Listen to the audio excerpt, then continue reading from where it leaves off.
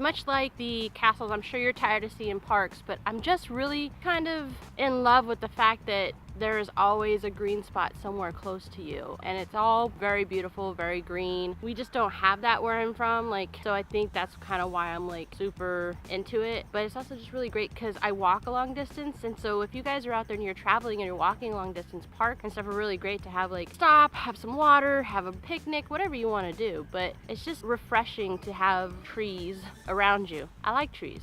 Do you like trees? Let me know in the comments below.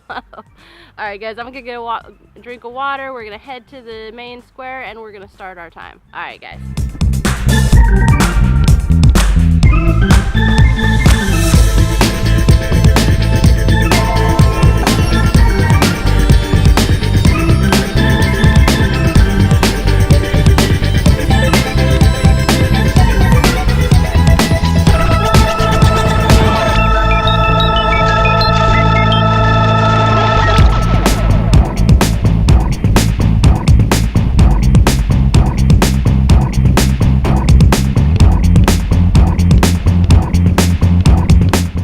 So I am right near this big church. I will look and see what it is and let you know in the description below.